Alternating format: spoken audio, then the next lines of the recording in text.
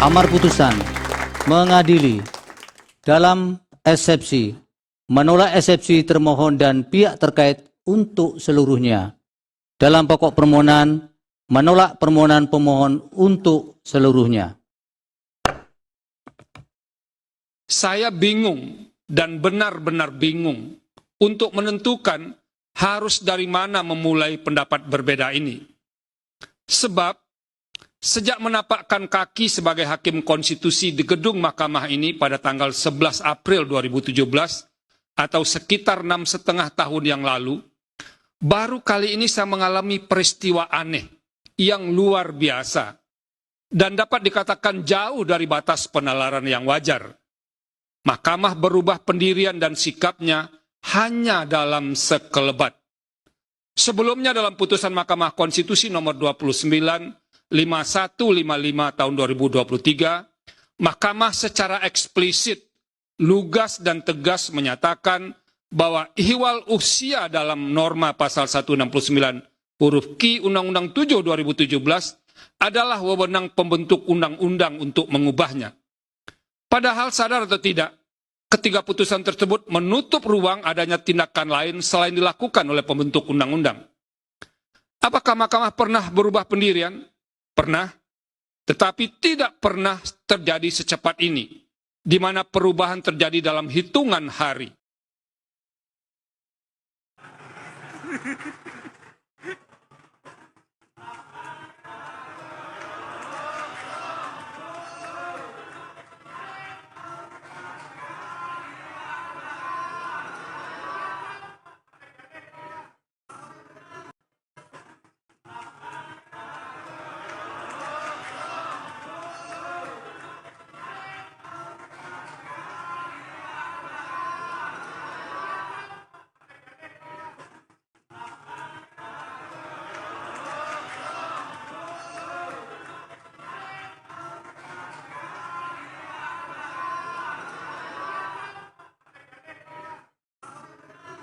Kontestasi telah selesai.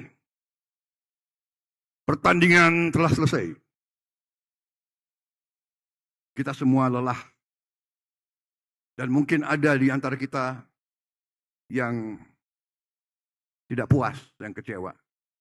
Mas Anies, Mas Muhaimin, saya pernah berada di posisi Anda.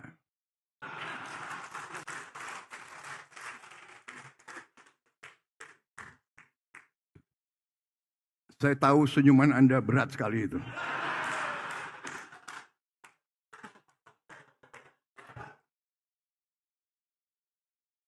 Tapi ini yang dituntut oleh rakyat kita. Kalau kontestasi adem-adem saja, kalau kontestan itu, ya kan, tidak tajam dan tidak keras, namanya bukan pilihan untuk rakyat. Rakyat minta pilihan. Rakyat minta perbandingan. Dan saya terima kasih kepada Mas Anies dan Muhaimin. Juga saya terima kasih sama Mas Ganjar dan Profesor Mahfud. Kita berjuang, saya yakin dorongannya Mas Anies, Mas Muhaimin, Mas Ganjar sama dengan dorongan yang ada di saya. Kita ingin yang terbaik untuk rakyat Indonesia.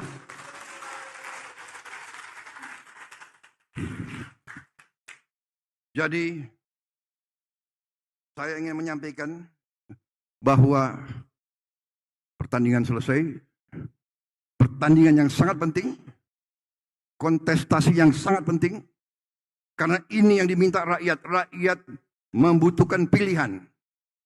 Tetapi setelah ini rakyat menuntut bahwa semua unsur pimpinan harus bekerja sama. Pemirsa, kita bertemu kembali di Indonesia Lawyers Club.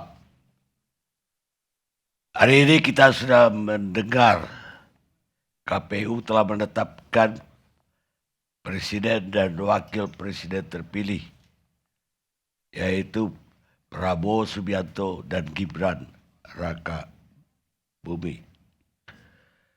Dan hari Senin yang lalu kita sama-sama menyaksikan bagaimana Mahkamah Konstitusi telah memutuskan menolak seluruh permohonan dari 01 dan 03. Dan itu keputusan final dan tidak bisa dibanding atau binding. Dan keputusan itulah yang mengagetkan banyak orang.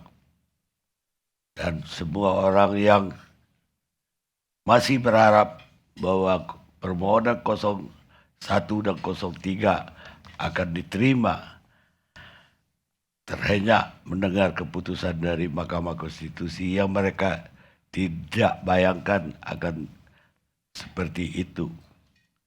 Karena malam sebelumnya saya masih mendapat info para aktivis demokrasi itu masih yakin bahwa permohonan akan diterima.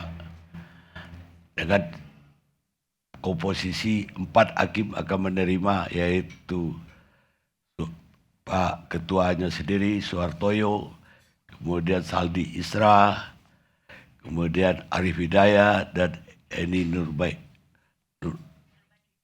Nurbaningsih. Dan itu akan menerima dan 4 akan menolak. Sehingga ketua punya suara 2. Jadi hitungannya akan diterima permohonan. Dan ternyata yang dibacakan sebaliknya. Permohonan itu ditolak keseluruhan tanpa kecuali. Dan itu tentu saja menimbulkan berbagai macam spekulasi. Bahkan dalam demo, mantan ketua Muhammadiyah Din Samsudin juga mengatakan bahwa ini keputusan diintervensi oleh Presiden Jokowi. Dan di sosmed, di YouTube juga banyak para aktivis yang menuduh bahwa ada intervensi dari Presiden terhadap keputusan tersebut. Tapi benarkah ada intervensi tersebut?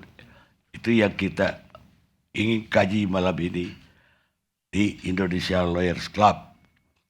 Dan kalau benar apa buktinya? Juga bukan sesuatu yang gampang menurut saya untuk dibuktikan. Karena itu kami malam ini mengundang tokoh-tokoh dari partai maupun pengamat. Saya akan mulai dulu dari saudara kritikus politik Faisal Assegaf. Ya. Terima kasih Bang Karni. Kalau saya di tempat ini dan di berbagai forum media nasional lain berbicara tentang MK terkait dengan sengketa pemilu, itu berkali-kali saya tegaskan tidak boleh masuk ke sana. Karena MK ini satu lembaga yang berada pada lorong gelap proses kecurangan bernegara yang berimbas kepada kecurangan demokrasi.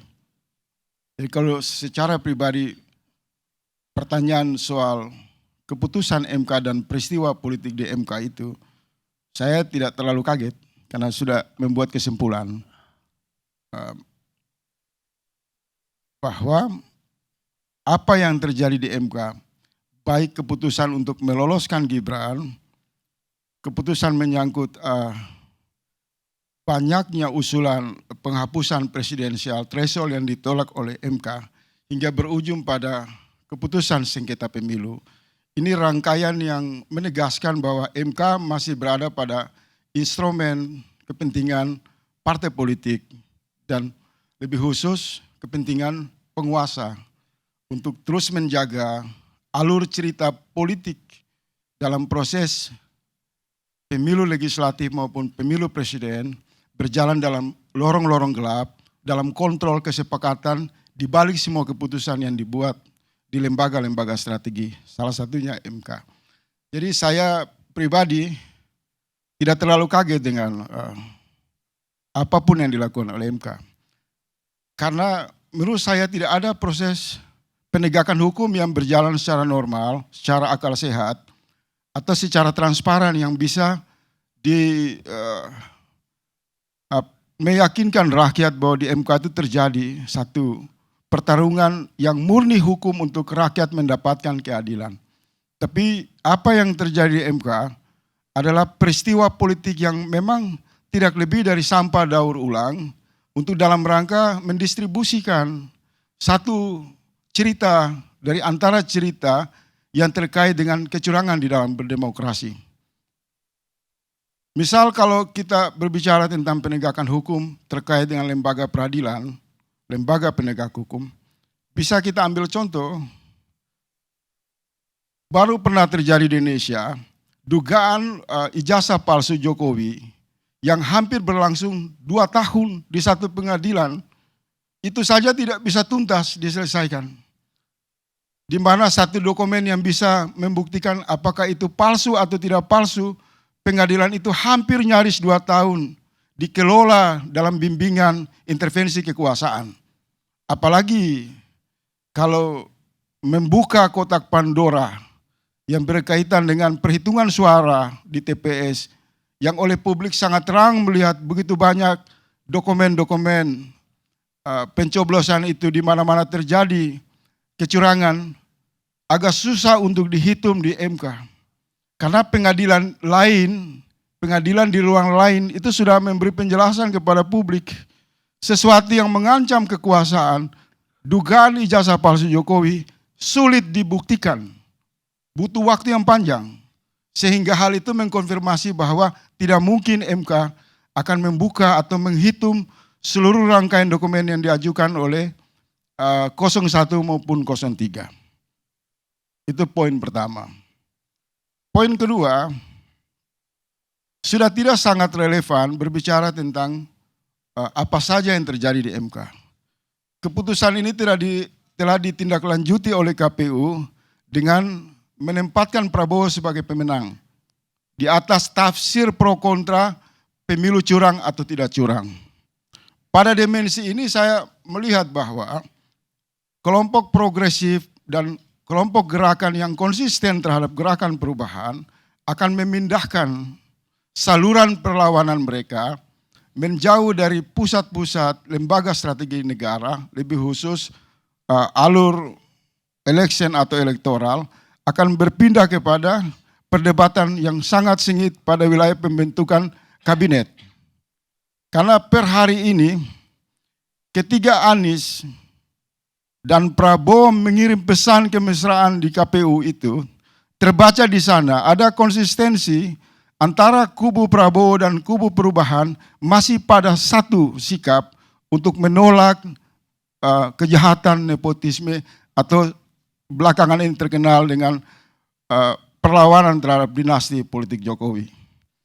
Jadi proses pemilu di TPS bergeser kepada sengketa MK, masih tetap rakyat konsisten untuk terus mengawal kecurangan bernegara yang paling substansial untuk melakukan koreksi terhadap kekuasaan Jokowi dan lingkaran keluarganya.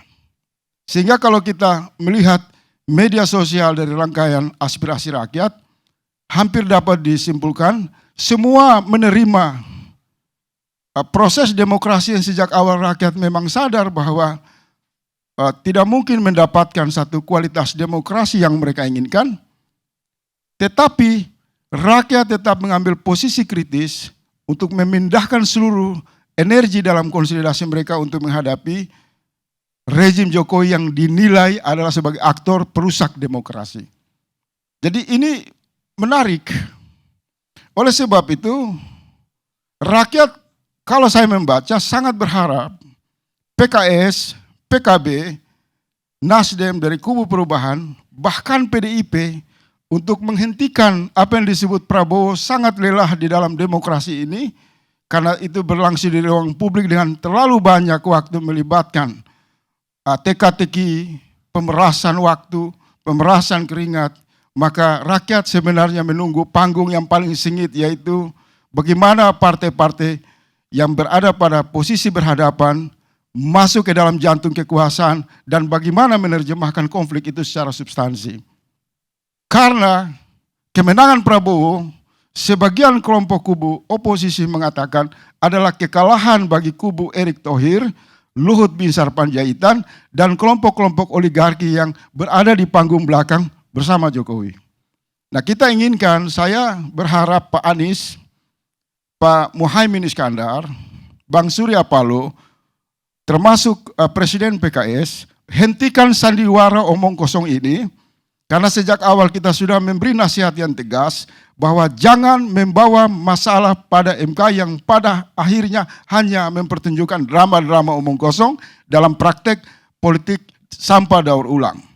Tetapi karena kita multi partai, kita punya pendekatan presidensil, maka sebenarnya rakyat menanti masuk dalam satu koalisi yang sungguh-sungguh bisa menarik Prabowo untuk memastikan kelangsungan negara ini terbebas dari tarik-menarik kepentingan oligarki. Nah, lebih khusus kepada Ibu Megawati dan PDIP, saya di forum ini juga ingin menghimbau, tidak mudah untuk berganti kulit. Karena seluruh rangkaian investasi dan prestasi jahat dari rejim Jokowi, adresnya adalah PDIP. PDIP tidak bisa menggunakan drama di Mahkamah Konstitusi, peristiwa-peristiwa politik dari suara kritis publik, lebih khusus oposisi, untuk mengambil lorong senyap, merubah warna seolah-olah untuk menjadi pahlawan kesiangan karena kekalahan Jokowi adalah kekalahan PDIP. PDIP harus konsisten menegaskan sikap bahwa kalau dia mau bergabung bersama kelompok kritis di luar kekuasaan, Megawati harus mengumumkan kepada publik ucapan permohonan maaf yang sungguh-sungguh karena terlanjur memasung rakyat dengan boneka dinasti Jokowi. Kalau itu tidak dilakukan oleh Ibu Megawati dan PDIP, semua drama politik yang digelar hari ini, rakyat akan berkesimpulan ini hanya adalah arena untuk mempermulus perundingan-perundingan jahat di balik layar dengan menyajikan semua isu sengketa pemilu, perdebatan soal kecurangan pemilu dalam rangka untuk mencuci tangan, menarik diri dari tanggung jawab yang mesti mereka sampaikan ke publik. Jadi PDIP tidak gampang masuk ke kanal gerakan kritis ke kelompok oposisi yang mengambil sikap menjauh dari Jokowi. Bisa itu terjadi bila Ibu Megawati menyampaikan permohonan maaf, seluruh orang-orang PDIP elit-elitnya melakukan sujud di depan rakyat, mengatakan permohonan maaf kepada seluruh rakyat Indonesia, terlanjur memproduksi sebuah pemimpin yang tidak produktif, yang menimbulkan pintu masuk penguasaan terhadap sumber-sumber kekayaan alam oleh oligarki, yang membuat drama-drama politik licik, yang mengadu domba seluruh partai politik, yang hasilnya hari ini kita lihat semua itu hanya retorika. Tidak ada satupun dalam permainan ini yang berpihak kepada rakyat. Itu menurut saya. Nah, Baik, tapi pertanyaan saya, apa ada intervensi untuk putusan kemarin? saya memberikan analogi. Teman-teman kami Egy Sujana membawa berbagai rangkaian bukti dugaan terhadap ijazah palsu Pak Jokowi. Pengadilannya berlangsung hampir 2 tahun. Ketika sulitnya memutuskan apakah itu palsu atau asli, kita bisa mengkonfirmasi bahwa kontrol terhadap MK oleh tangan-tangan kekuasaan itu sulit untuk dihindari. Dan keputusan 90 yang meloloskan Gibran, seluruh rakyat yang memiliki akal sehat mengatakan tanpa bantuan paman Gibran, Gibran tidak akan lolos. Nah, terkait lagi dengan sengketa yang ada, kita sudah prediksi bahwa tidak akan Jokowi membiarkan 8 orang itu yang berada di MK akan mengambil posisi berdasarkan hati nurani. Keputusan ini murni dituntun oleh kekuasaan yang bersifat intervensi, pengaruh kekuasaan yang kuat. Jadi kalau Bang Kani bertanya apakah ada intervensi, akal sehat publik mengatakan intervensi. Kecuali untuk membuktikan bukan intervensi atau tidak intervensi, kita sudah serukan kepada PKS, kepada Nasdem, kepada PKB, kepada PDIP, buka saja hak angket supaya ini semua ditelanjangi. Faktor-faktor kekuasaan yang intervensi itu bisa dilihat secara utuh. Tetapi lagi-lagi, karena partai-partai ini tersandra, banyaknya elit mereka yang korupsi, dan lebih khusus kasus BTS yang banyak dipersepsikan oleh publik sangat efektif menyandra PDIP, maka hak angket yang menjadi hak rakyat untuk mengetahui persoalan-persoalan terhadap kecurangan bernegara dan demokrasi ini mati di tengah jalan. Tetapi per hari ini, Muhaimin Iskandar dan PKS menggulirkan janji baru bahwa mereka akan maju ke DPR untuk menggunakan hak angket. Nah, kita tunggu saja. Kalau ini masih sandiwara lagi, saya kira Nasdem, PKB, dan PKS ini juga bagian dari daur ulang barang busuk yang ikut bersandiwara untuk mempermulus permainan kekuasaan Jokowi. Hasilnya rakyat lelah, capek, karena elit-elitnya tidak beda dengan para badut. Jadi harus ada langkah tegas. Sebelum MK digelar, janji-janji partai dari kubu oposisi untuk menggolkan hak angket, segera umumkan orang-orang siapa saja yang bertanggung jawab. Siapa saja yang akan tanda tangan. Jangan main-main. Kasihan ini rakyat.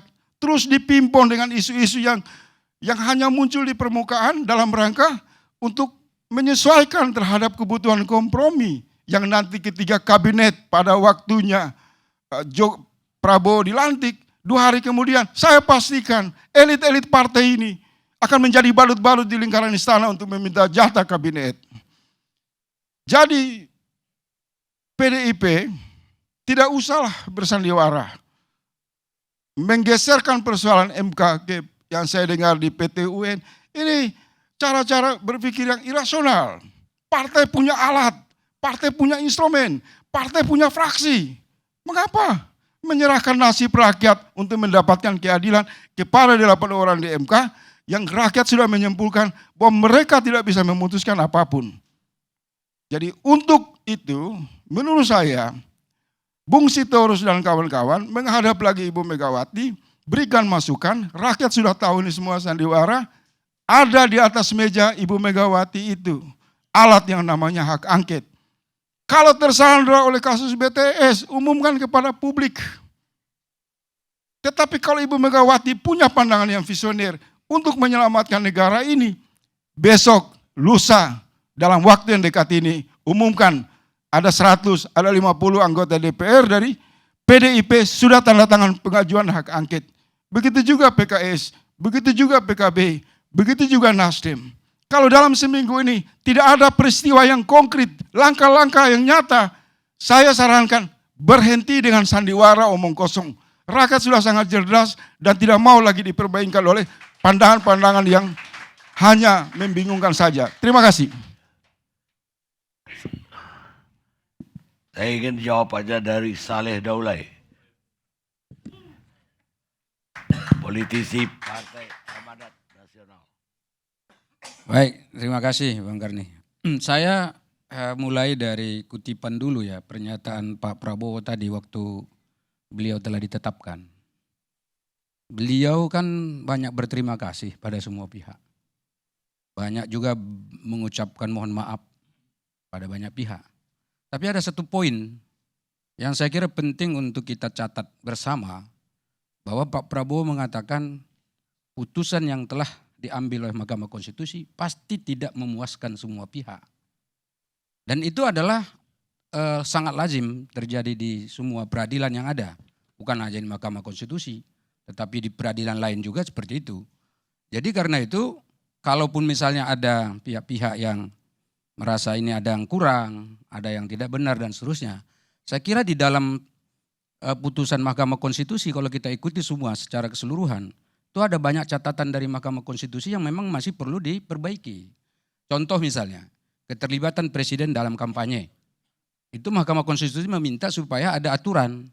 Jadi dia atau katakanlah Mahkamah Konstitusi mengamanatkan kepada pemerintah dan DPR untuk membuat satu regulasi khusus atau undang-undang khusus berkenaan dengan itu. Itu satu contoh. Dan banyak lagi catatan-catatan lain yang saya kira yang sudah disampaikan di dalam amar putusan itu. Jadi saya kira itu juga menjadi catatan penting yang saya kira kalau kita pelajari satu persatu itu adalah satu produk yang sangat produktif untuk kita perbaiki dalam rangka meningkatkan mutu dan kualitas demokrasi Indonesia ke depan. Kalau kita lihat kan kalau dibaca satu persatu, Bang Karni itu kan putusannya ribuan halaman tuh. Jadi saya kira mungkin perlu kajian yang mendalam, komprehensif terkait dengan itu. Apalagi dalam pembacaan putusan kemarin itu kan tidak semua dibaca. Jadi poin-poin pentingnya saja yang dibacakan. Itu satu. Kemudian yang kedua, saya tidak tahu yang dimaksud dengan keadilan yang akan ditetapkan oleh Mahkamah Konstitusi. Menurut saya apa yang sudah ditetapkan oleh Mahkamah Konstitusi itu adalah sudah sangat adil sebab ketika memeriksa perkara ini semua pihak yang menggugat dan yang tergugat dan juga para pihak terkait itu sudah diminta pendapatnya, sudah dihadirkan dan bahkan sudah didengar. Diminta supaya membawa bukti-bukti yang terkait dengan apa yang dibutuhkan dalam konteks mendukung gugatan mereka itu. Dan saya kira nggak ada yang ditutupi, bahkan menteri sekalipun itu dipanggil dan didatangkan ke sidang dan mereka datang. Dan ini saya kira adalah peradilan yang sangat terbuka dan sudah diikuti oleh masyarakat. Dan karena itu tentu kita bisa menilai bahwa para hakim di Mahkamah Konstitusi sudah mencoba membuat atau menetapkan sesuatu yang menurut mereka paling maksimal yang mereka bisa lakukan. Nah karena itu apa yang dimaksud dengan adil? Apakah adil itu harus mengalahkan Prabowo misalnya? Misalnya kalau Mahkamah Konstitusi mengatakan bahwa harus ada pemilu ulang.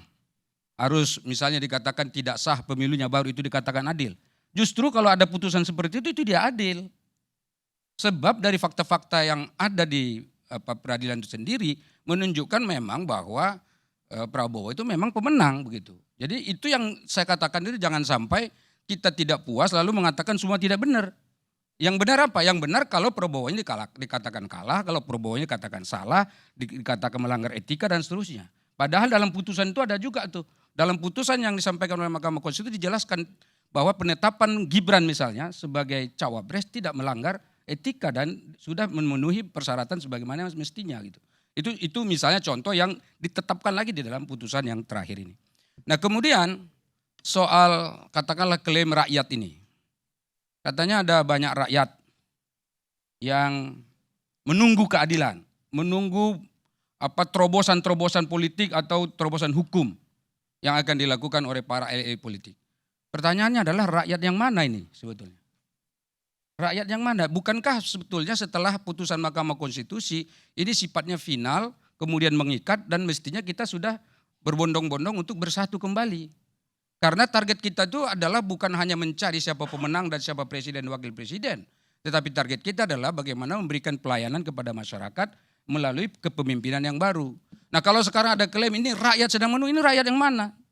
Bukankah rakyat yang memilih Prabowo itu jauh lebih banyak 58 sekian persen daripada yang tidak memilihnya. Nah karena itu ini juga penting sebab kalau misalnya kita sebut-sebut rakyat ini nanti rakyat yang memilih Prabowo-nya malah juga tersinggung juga. Kami tidak merasa ikut di situ gitu loh. Nah ini menjadi penting untuk menjadi catatan kita. Kemudian yang soal Mahkamah Konstitusi. Mahkamah Konstitusi katanya digiring, diintervensi. Kemudian dimasukkan nuansa-nuansa politik kekuasaan sehingga putusannya dapat seperti sekarang ini. Yang perlu kita teliti dan telisik lebih jauh adalah bahwa Mahkamah Konstitusi itu kan terdiri dari 3 representasi lembaga trias politika. Yang pertama mereka adalah bersumber dari legislatif, ada 3 orang. Kemudian ada yang dari yudikatif 3 orang, ada yang dari eksekutif 3 orang. Jadi Mahkamah Konstitusi adalah penjelmaan dari 3 trias politika ini. Nah kalau dikatakan pemerintah, dalam hal ini presiden misalnya katakan mengintervensi, bukankah di sana ada lembaga-lembaga lain yang katakanlah terdiri dari yudikatif atau legislatif di sana. Dan jelas-jelas kok orang-orangnya kita tahu siapa-siapa saja yang mewakili ketiga lembaga ini. Nah karena itu kalaupun misalnya katakan ada intervensi dan seterusnya, saya nggak begitu yakin. Sebab dalam amar putusan Mahkamah Konstitusi sendiri mereka menyatakan bahwa mereka bebas dari intervensi itu. Lalu bukti lain bahwa Mahkamah Konstitusi bebas dari intervensi, salah satu buktinya yang akurat dan kuat itu adalah ada 3 dissenting opinion Bang Kandi. Jadi kalau 3 dissenting opinion itu berarti kan itu tidak bisa diintervensi yang 3 ini. Sehingga dia mengatakan pendapat saya beda. Nah karena itu ini menyatakan dan menandakan bahwa ya peradilan yang sudah terjadi itu sebetulnya jauh daripada intervensi yang dilakukan. Nah karena itulah maka saya sependapat dengan Pak Prabowo bahwa sudah saatnya sekarang ini kita bersatu lagi, kemudian kita menyusun agenda-agenda kebangsaan ke depan seperti apa. Kalau perlu ya perdebatan, perpecahan, atau perbedaan visi misi di dalam Pilpres kemarin itu sudah harus dihindari. Jadi saya kira masih banyak pekerjaan rumah yang lain yang penting kita lakukan. Apalagi saya lihat hal fundamental yang ingin dilakukan Pak Prabowo sekarang ini adalah persatuan Bang Karni. Maka karena itu tidak segan-segan dengan segala kerendahan hati, belum masih hangat-hangat jadi pemenang sudah datang ke PKB, sudah silaturahim ke banyak tempat dan saya kira ini terbuka untuk dilakukan ke banyak tempat termasuk juga dengan Ibu Megawati dan juga PDI Perjuangan. Nah saya kira ini menjadi catatan penting untuk kita semua. Makasih Bang Adi. Tadi dikatakan bahwa tidak ada persoalan terhadap Gibran yang di Mahkamah Konstitusi sebelumnya dengan keputusan nomor 90 Gibran diloloskan. Tapi ada catatan ketika putusan 90 itu dikeluarkan, itu ketua MK-nya Paman Usman. Dan yang dissenting opinion itu salah satunya Suhartoyo. Lah bagaimana Suhartoyo yang pernah satu kali mengatakan bahwa Gibran tidak sah untuk menjadi calon wakil presiden. Tapi kemarin Suhartoyo berbalik mengatakan tidak ada masalah. Artinya tadi katakanlah 3 orang tidak diintervensi, yaitu Saldi Isra dan kawan-kawan. Lah kalau intervensi itu terhadap Suhartoyo doang bisa terjadi juga. Aja 1 orang yang diintervensi. Ya, sekarang gini Bang Arni. Kalau soal posisi masing-masing hakim dalam persidangan terakhir ini ya di Mahkamah Konstitusi, saya kira itu sudah final dan mengikat ya satu. Tapi interpretasi terhadap sikap dari para hakim itu sebetulnya itu bebas saja dilakukan oleh kita semua, silakan. Tapi yang jelas putusannya sudah diambil dan putusan itu bukan mengatasnamakan orang per orang, tetapi mengatasnamakan lembaga yang namanya Mahkamah Konstitusi. Oleh karena itu putusan Mahkamah Konstitusi secara kelembagaan memang sudah mengatakan bahwa pemenangnya adalah Prabowo dan Gibran. Adapun misalnya seperti Bang Karni tadi, ini analisis kan. Kemarin dia dissenting opinion. Nah itu harus baca lagi dissenting opinion kemarin itu argumennya seperti apa, harus kita baca ulang lagi. Lalu perubahan dia pada putusan terakhir ini seperti apa, argumennya apa lagi gitu. Jadi karena itu ini tidak bisa langsung ditafsirkan bahwa ini ada mungkin intervensi sehingga dia berubah pikiran, berubah pijakan pola pikir misalnya seperti itu. Karena mungkin ya perlu ahli-ahli hukum lagi yang lebih detail untuk bisa mengkaji landasan yang dijadikan sebagai pijakan oleh Pak Suhartoyo dalam mengambil keputusan itu. Baik, pemirsa, tidak seorang pun individu yang sanggup menghadapi konspirasi raksasa yang dia sendiri tidak membayangkan bahwa konspirasi sebesar itu ada. Edgar Hoover, mantan direktur FBI pertama. Kita reaksi.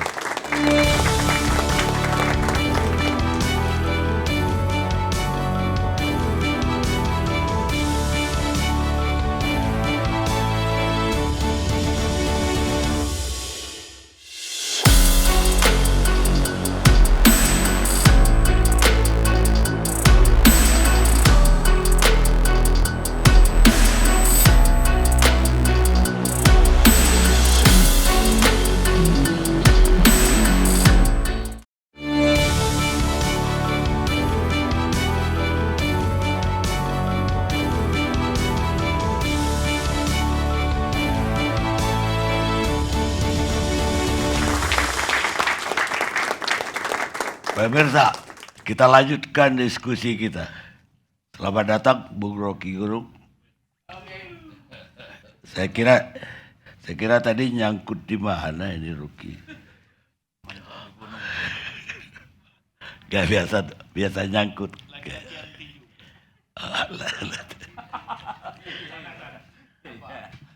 Tinju. Serius nggak itu? Tinju tuh pakai otak bukan pakai cincin. Oh iya. Itu menarik karena kalau ukuran orang cerdas itu banyaknya cincin, ini semua profesor di seluruh dunia orang miskin tuh Bang Rocky itu.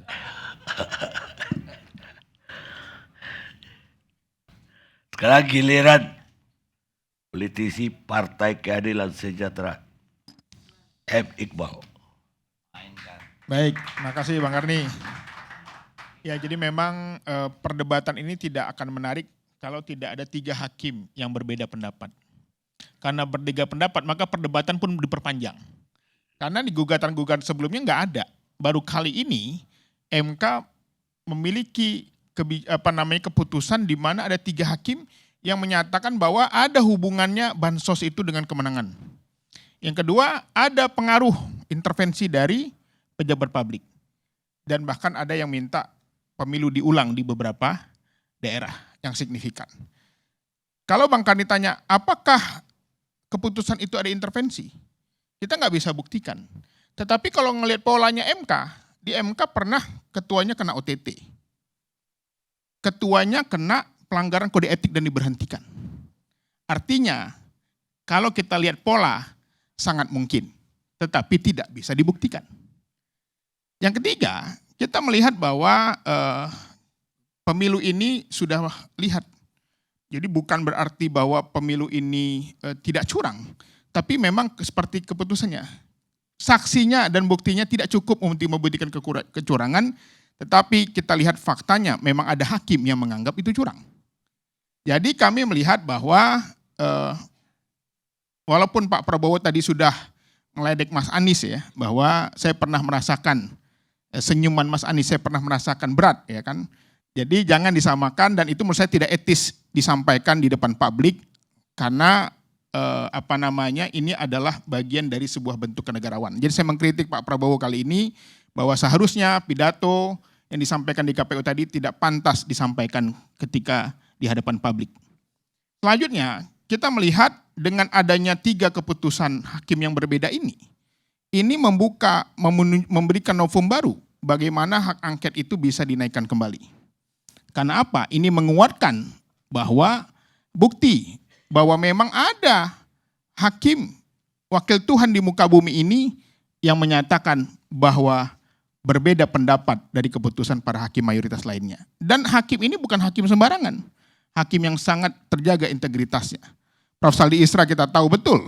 Makanya kami dari PKS mengapresiasi 3 hakim ini bahwa harapan bagaimana kualitas demokrasi ke depan itu akan tetap dijaga. Demikian Mas Adi. Baik, saya ingin dengar jawabannya dari Muhammad Kodori. Tapi sebelumnya saya ucapkan selamat dulu. Perjuangan Muhammad Kodori yang setiap hari untuk kemenangan 1 putaran itu terwujud hari ini dengan disahkannya Prabowo dan Gibran jadi wakil presiden. Dan juga selamat untuk presiden dan wakil presiden yang hari ini disahkan oleh KPU. Sehingga ucapan selamat juga datang dari kontestan yang lain, dua-duanya. Silakan Bung Kodori. Terima kasih Bang Karni. Assalamualaikum warahmatullahi wabarakatuh. Saya kira dengan acara hari ini, rapat pleno di KPU kan sudah ditetapkan pemenangnya dan sebelumnya ada keputusan dari Mahkamah Konstitusi. Kalau hemat saya sih semuanya melihat ke depan, proses-proses politik yang akan terjadi ke depan. Pak Prabowo sudah pidato, yang isi pidatonya itu berbicara mengenai persatuan dan kesatuan, dan bagaimana agar Pak Prabowo, Mas Gibran bisa melaksanakan kewajiban untuk mengatasi masalah-masalah yang ada di bangsa dan negara ini. Lalu sudah ada ucapan-ucapan selamat dari, kalau saya tidak salah catat ya, Mas Ganjar, Pak Mahfud, kemudian Mas Anies, kemudian Caimin ya, dan tadi juga hadir di Mahkamah Konstitusi. Jadi saya kira diskusinya ini nanti ke depan memang sebetulnya sudah bergeser kepada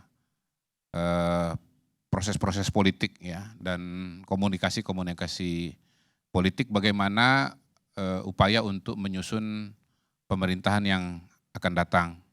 Dan saya kira feature dari berita-berita terutama politik ya, Bang Andi ya, beberapa hari ini adalah pertemuan-pertemuan dan komunikasi-komunikasi politik yang menonjol, baik yang dilakukan oleh Pak Surya Paloh dengan PKB ya, dengan PKB, kemudian dengan PKS, lalu ya Mas Anies sendiri juga ketemu dengan Partai Nasdem, ketemu dengan PKB, ketemu dengan PKS, lalu kemudian hari ini Pak Prabowo ke PKB ya. Dan menurut saya mungkin kita membaca pola-pola yang sudah terjadi adalah sebagai upaya untuk melakukan komunikasi politik dalam kerangka menyiapkan format kepemimpinan yang ke depan gitu. Dan kalau melihat komunikasi-komunikasi yang terjadi di luar partai politik yang berada dalam koalisi Indonesia Maju, ada Golkar, ada Gerindra, ada Demokrat, kemudian ada PAN, maka kemudian saya melihat tanda-tandanya ya, tondo-tondonya itu kemungkinan ya koalisi Indonesia Maju ini akan disusul dengan Partai Nasdem lalu PKB ya. Setidaknya itu ya. Bisa juga PKS, bisa juga PDI Perjuangan. Tetapi itu semua adalah hal-hal yang akan berjalan dalam beberapa waktu ke depan. Saya kira belum ada yang betul-betul final pada hari ini, tetapi dari pola-pola yang ada, kayaknya ya yang hampir pasti berada dalam pemerintahan itu adalah Nasdem dan PKB. Dan sekali lagi mungkin PKS dan PDI Perjuangan. Cuman saya melihat juga ada kemungkinan bahwa tidak semua partai politik akan berada dalam pemerintahan, Bang Karni. Mungkin ada satu atau dua yang berada di luar pemerintahan. Ya, kalau kita lihat tondo-tondonya lagi pada hari ini, yang tidak ada partai politiknya di KPU itu adalah PDI Perjuangan. Ya. Kemudian calon presiden, wakil presiden yang tidak ada adalah Ganjar dan Mahfud. Walaupun dari Mas Ganjar ya katanya tidak dapat undangan, Pak Mahfud terima undangan tapi waktunya terlalu mepet sehingga tidak ngejar kalau mau hadir gitu ya. Kalau lihat itu sementara sinyalnya yang lebih mungkin untuk berada di luar pemerintahan adalah PDI Perjuangan. Ya, kalau PKS saya lihat tadi ada Pak Sekjen ya, Habib Abu Bakar ya kalau nggak salah. Habib. Jadi hadir KPU berarti masuk pemerintahan? Iya, saya membacanya kemungkinan ya, kemungkinan. Tondo-tondo ya. Bisa salah, bisa benar, karena seperti saya katakan di depan tadi. Jangan di framing masa orang hadir kepada KPU kan undangan, orang hadir undangan masa ini kan analisa, kalau Bung Iqbal punya analisa yang berbeda atau pendapat yang berbeda ya silahkan. Kan ya. Saya nanya, masa analisisnya begitu? Iya nggak apa-apa, ya kalau nggak setuju ya biasa aja. Iya namanya juga tafsir, iya. Iya tafsir aja, tafsir hukum aja bisa beda, apalagi tafsir politik kan gitu ya. Baca rekam medik aja bisa beda, apalagi baca rekaman politik gitu. Jadi, tapi buat saya kalau ada sekjen di situ, ya peluang. Gini loh, saya tidak mengatakan bahwa pasti berada di dalam kan, tapi kalau dibandingkan dengan PDI Perjuangan yang tidak hadir, peluang bagi PKS untuk berada dalam pemerintahan itu lebih besar ketimbang PDI Perjuangan gitu ya. Atau dalam bahasa yang lain bisa juga peluang PKS untuk masuk mungkin lebih besar dibandingkan dengan PDI Perjuangan. Punya sejarah juga dengan Pak Prabowo karena beberapa kali mendukung. Saya kira mungkin itu ya Bang Karni kalau saya melihat dinamika politik. Kalau soal Mahkamah Konstitusi sekali lagi ya semua sudah tahu, sudah bersifat final dan mengikat dan lepas apapun yang terjadi, bagaimanapun pertimbangannya, ya balik lagi calon presidennya, calon wakil presidennya 01, 03 setahu saya sudah mengucapkan selamat gitu ya. Ya, bahwasannya kemudian ada perbedaan dengan katakanlah sikap partai politik pendukungnya misalnya, ya itu hal yang lain lagi ya, hal yang lain lagi. Dan buat saya sikap-sikap itu mungkin menjadi indikasi bagi dinamika koalisi yang akan dilaksanakan ke depan. Saya kira itu catatan dari saya, Bang Karni. Ya, walaupun dukungan dari partai yang lain mungkin udah ada tondo-tondo tadi. Tapi kalau menurut saya PDIP dengan sebagai partai pemenang pemilu, jadi dia tidak menang di calon presiden, tapi dia menang dari segi legislatif. Artinya tidak akan mulus kalau itu dikatakan akan bergabung semua. Karena sampai hari ini yang terjadi, PDIP malah menyatakan akan menggugat ke TUN. Dan di lain pihak juga sampai hari ini pintu rumah Ibu Mega di Teguh Umar belum ada tanda-tanda akan dibuka untuk kedatangan Prabowo, apalagi Jokowi. Jadi itu akan tertutup rapat kalau ramalan saya. Dan nggak perlu diminta-minta, udah itu. Kalau saya jadi penasehatnya Pak Jokowi, saya bilang nggak usah lagi minta Pak. Jadi dan saya tahu bagaimana sikap Ibu Mega itu, karakternya itu sekali nggak dimaafkan dan tidak ada maaf bagi Ibu selamanya. Itu kalau tanggapan saya terhadap kemungkinan semuanya bergabung tadi. Kemudian saya ingin dengar dari Deddy Sitorus, politikus PDIP.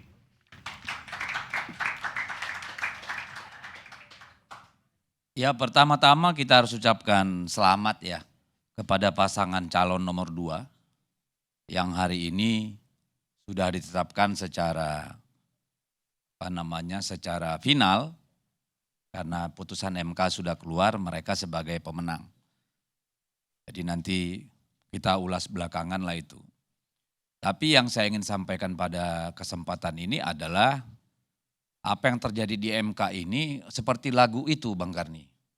Kau yang mulai, kau yang mengakhiri. Iya kan? Ini cocok banget dinyanyikan untuk hakim-hakim MK ini. Karena kekacauan, kegaduhan, dan kerumitan politik pada tahun 2024 ini dimulai dari MK. Dimulai dari MK dengan putusan 90 yang diambil dengan mengkhianati konstitusi. Yang akibatnya ketua MK dianggap melanggar etika dan diberhentikan dari jabatannya. Disitulah mulainya kekacauan ini. Artinya tanpa putusan MK kita akan menjalani pemilu dengan riang gembira saya kira. Karena setelah putusan 90 itu dikeluarkan oleh MK yang berimplikasi bahwa putusan itu cacat secara moral dan etika, kemudian cawe-cawe kekuasaan mendapatkan tiket emas.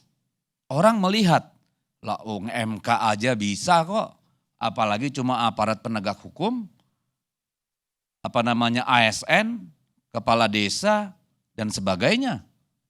Ya, dari situ mulai. Sampai kemudian kita masuk ke masa kampanye, dan seterusnya sampai penghitungan suara. Jadi dari pangkal sampai ujungnya pemilu kita ini bermasalah dan gaduh. Dan memang baru kali ini kita alami itu. Baru kali ini kita alami. Karena memang baru kali ini juga kita alami seorang presiden yang sedang menjabat, anaknya dicalonkan menjadi wakil presiden. Ya, baru kali ini. Yang kebetulan tiket itu didapatkan dari putusan oleh pamannya langsung.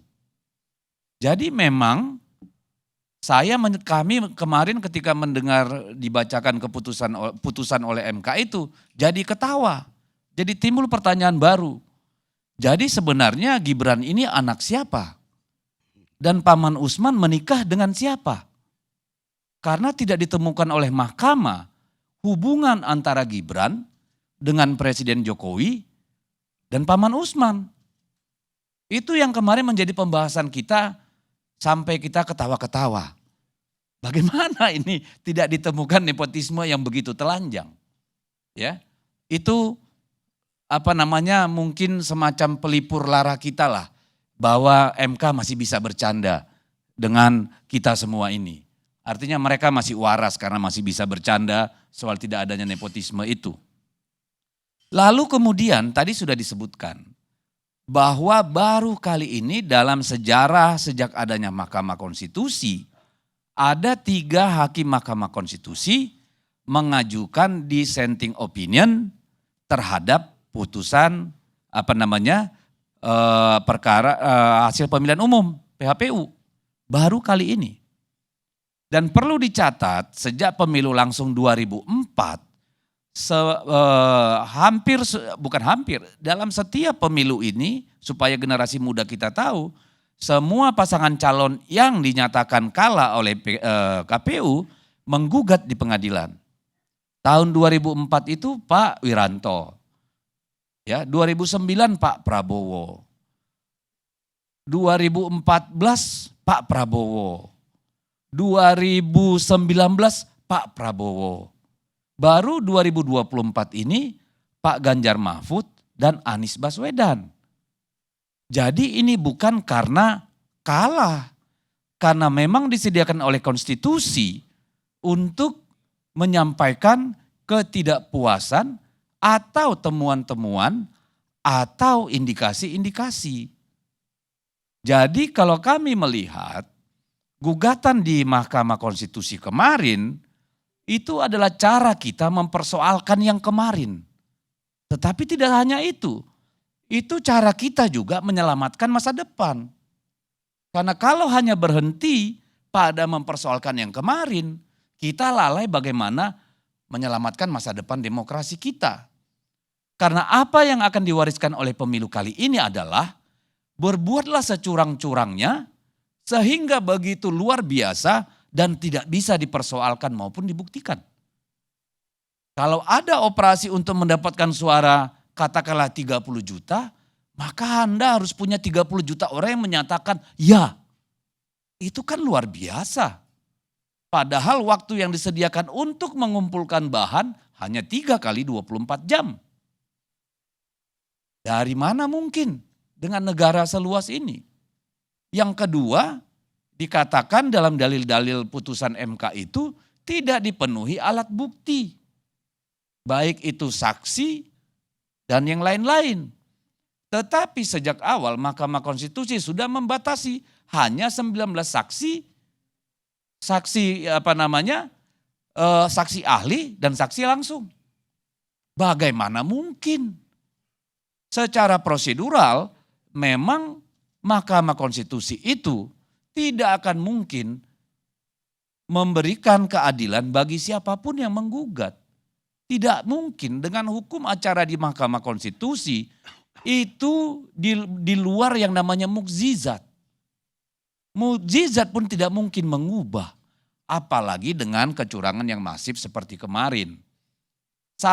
Bukan saya pribadi yang mengatakan itu masif, tapi 3 hakim Mahkamah Konstitusi yang kemarin menyampaikan dissenting opinion.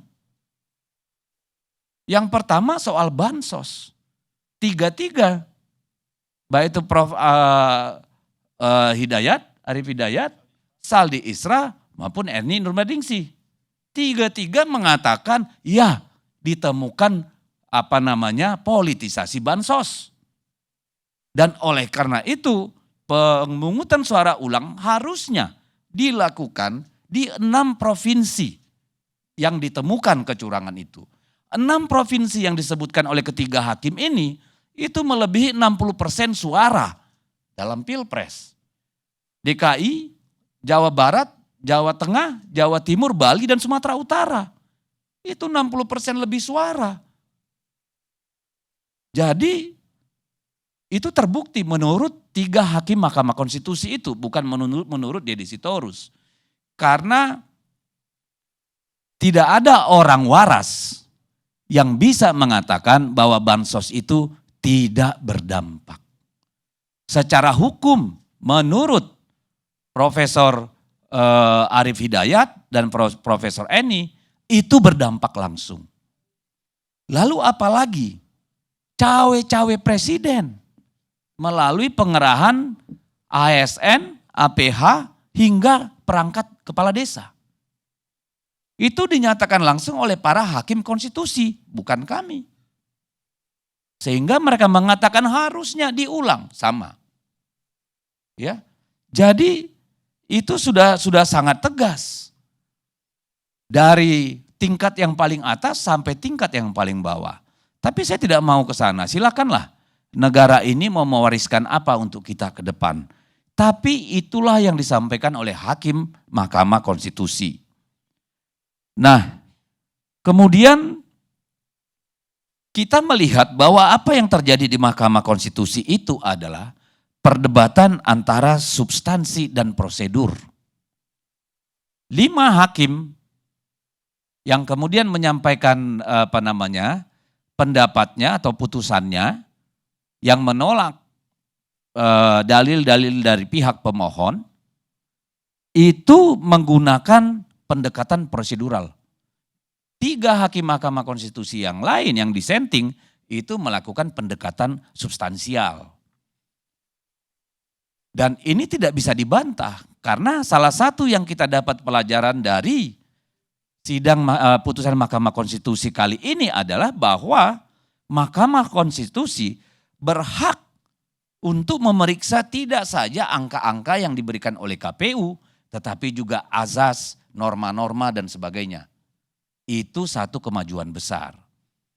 Dan di situ kita lihat bahwa 3 hakim ini memang mengikuti konsep yang namanya konsep sociological jurisprudence. Ya, ini konsep yang dikembangkan oleh profesor hukum di Jerman apa di Austria saya kalau tidak salah tahun 1900-an. Di Wina, Austria, ya. Yang intinya hukum-hukum positif tidak akan melahirkan keadilan jika tidak diikuti dengan hukum yang hidup di masyarakat, the living law. Ya, jadi dia peka terhadap dinamika dan konteks. Beda dengan 5 hakim yang memutus. Kalau kau bilang ada kecurangan, di mana berapa angka yang terlibat di situ, buktikan. Jadi kalau kita mengatakan ada 20 juta orang yang terdampak, harus cari 20 juta. Padahal saksinya yang diperbolehkan hanya 19. Secara hukum acara tidak mungkin mendapat keadilan di Mahkamah Konstitusi. Jadi Mahkamah Konstitusi bukan tempat untuk mencari keadilan itu. Bahkan menurut saya tidak perlu lagi Mahkamah Konstitusi nanti dalam pemilu ke depan. Buat apa urusan pemilu diserahkan ke Mahkamah Konstitusi?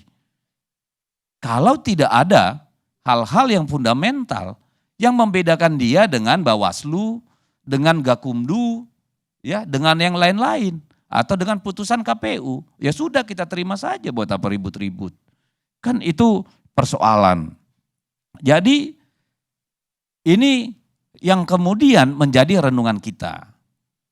Apakah kemudian ketika nanti Pak Prabowo menjadi presiden, ya dilantik menjadi presiden, apakah isu-isu terkait demokrasi dan keadilan hukum kita ini akan mendapatkan tempat diskurs dalam masa pemerintahannya.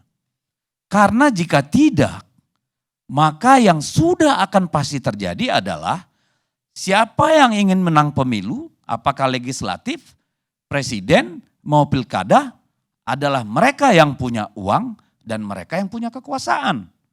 Di luar itu tidak bisa.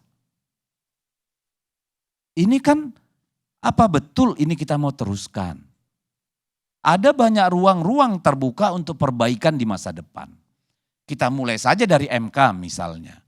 Kalau kita bandingkan dengan KPK yang dulu begitu berkuasa, sehingga kemudian dikepiri dengan boleh mengeluarkan SP3, bagaimana dengan Mahkamah Konstitusi yang final dan binding? Karena kemarin kita menerima putusan MK 90 bukan karena dia benar, tapi karena kita tidak punya cara mengoreksi itu. Begitu dia diputuskan final and binding. Kecuali hakim-hakim Mahkamah Konstitusi itu memang betul-betul primus inter pares di dalam dan sangat bersifat kenegarawanan sesuai syaratnya, oke, tidak masalah. Tetapi kan sudah terbukti enggak bisa. Jadi kita harus mulai perbaikan pemilu itu dari perbaikan Mahkamah Konstitusi. Harus ada diskursus yang dibangun ke arah sana. Yang kedua, soal pork barrel politics. Kemarin dikatakan tidak ada pengaruhnya. Sudah benar. Lalu kenapa tiba-tiba pemerintah pusat mengeluarkan kebijakan tidak boleh nanti di pilkada bagi-bagi bansos? Loh, ini apa ini? Waktu pemilu presiden boleh, begitu pilkada nanti nggak boleh ya bagi bansos. Ini kan menjelaskan bahwa sebenarnya yang dilakukan dalam pilpres itu salah. Karena kalau itu dia nggak benar, kenapa dilarang pilkada? Kan logika. Lalu yang ketiga, ya, saya ingin mengatakan dengan cawe-cawe aparat penegak hukum kemarin dan ASN, ya, terutama untuk aparat penegak hukum, saya kira sudah saatnya polisi dikasih hak memilih. Kenapa tidak? Polisi harus bisa ikut dalam pemilu. Dalam artian punya hak pilih. Dengan demikian kita bisa memastikan Kepolisian Republik Indonesia tidak menjadi alat kekuasaan, tetapi alat negara. Itu kan penting buat kita diskusikan. Lalu apalagi? Bawaslu. Bawaslu itu menurut saya harusnya pengadilan pemilu itu ada pengadilan ad hoc yang tidak melibatkan yang lain. Kita latih hakim-hakim ad hoc untuk sengketa kepemiluan. Sehingga tidak perlu semua sampai ke MK. Kalau sekarang dengan aparat penegak hukum bisa digerakkan oleh kekuasaan, tidak ada guna itu Gakumdu. Gak ada guna. Orang lapor disuruh buktiin. Misalnya di depan kantor KPU, baliho saya disobek dihancuri. Saya lapor ke Bawaslu. Bapak tahu nggak siapa yang lakukan? Bapak punya bukti-bukti nggak? Ini sakit jiwa Pak. Saya yang korban, saya disuruh membuktikan. Lalu apa gunanya di situ ada polisi, ada jaksa, ada panwas? Ini kan aneh. Maka kita harus memberikan kewenangan yang lebih besar kepada Bawaslu. Kita tidak boleh lagi menyerahkan rekapitulasi itu hanya kepada KPU. Karena dalam sejarahnya sejak 2009, kalau saya tidak salah, itu penghitungan suara KPU melalui sistem digital itu selalu bermasalah. Situngnya bermasalah, sidalinya bermasalah, rekapnya bermasalah. Sudah saatnya yang namanya Bawaslu itu diberi kewenangan juga untuk melakukan rekapitulasi. Selama ini mereka tidak diberi anggaran dan kewenangan. Sehingga tidak ada benchmark untuk KPU. Begitu KPU-nya tidak lurus, maka kita tidak punya cara lain. Sebentar, saya sedikit lagi aja nih. Nah, jadi gue tanggapin lu aja deh. Selesai soal MK ini. Kita ucapkan selamat aja buat Pak Prabowo. Nah lalu kemudian tadi nih yang dari Bung Faisal. Semua kelakuan Jokowi menjadi tanggung jawab PDIP. Inilah apa namanya, tidak enaknya jadi PDI Perjuangan. Semua yang baik yang dilakukan Pak Jokowi, itu jadi bintang jasa untuk Pak Jokowi. Semua yang jelek dilakukan Pak Jokowi, menjadi dosanya PDI Perjuangan. Kita lupa ini sistem presidensial. Dan bahwa PDI Perjuangan menghormati yang namanya sistem itu. Supaya Bung Faisal tahu saja, Oktober dilantik, Bulan Desembernya aja 2014, kita sudah susah ketemu Pak Jokowi. Pak, tidak semudah itu.